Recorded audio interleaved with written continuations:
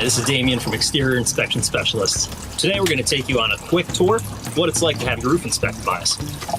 So the first thing that we do during any inspection or estimate is we check what's under the roofing material. So we have one layer of shingles on this home. There's an ice and water membrane and a 3/4 inch decking underneath. So on this roof, the first thing that I notice is this pipe flashing. As you see, it's not secured, so I can easily lift it up.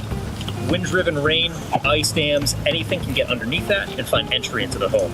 So that's one area that would need to be repaired. Now, during this roof inspection, we notice right here a little bit of impact damage. So what happened is there's actually a hole through the shingle, and you can also see where the granules are missing.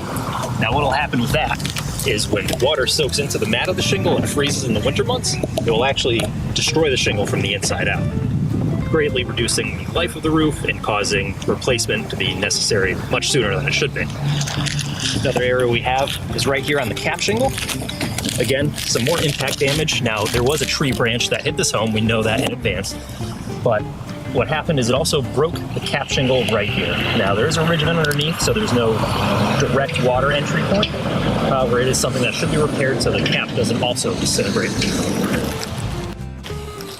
Another couple things that we notice on this cap shingle, a stress fracture right on the peak.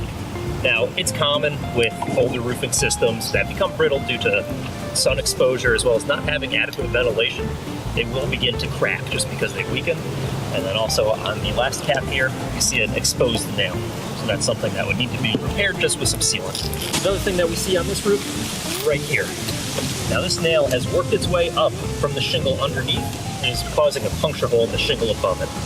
Again, same thing, something that would just need to be sealed, but is typically caused by thermal expansion of the decking material due to inadequate ventilation. Now, a little bit lower on the hip here, we see some more shingles that exhibit granule loss. So again, we can see the fiberglass mat exposed, and it looks like this was caused because these new shingles down here were installed. The installer was most likely sitting on these shingles here, just causing some friction to rub those off.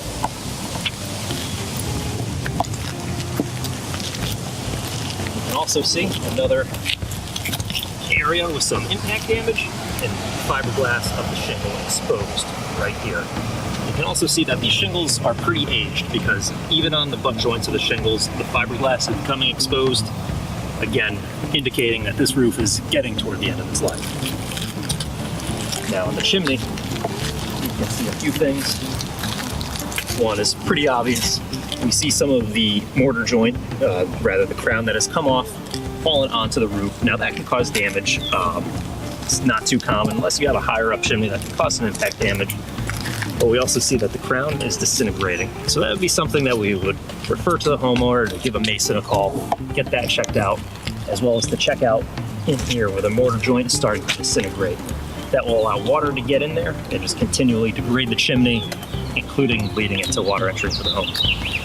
And then even a little bit lower on the roof here, the flashing wasn't done totally correctly. We can see that because rather than replace the flashing, they just covered the existing flashing with an asphalt sealant. What happens with that is it will become brittle with age because it expands and contracts. It's not a flexible sealant. You can also see right at the edge here where it did exactly that. It actually has a little tear in the shingle now.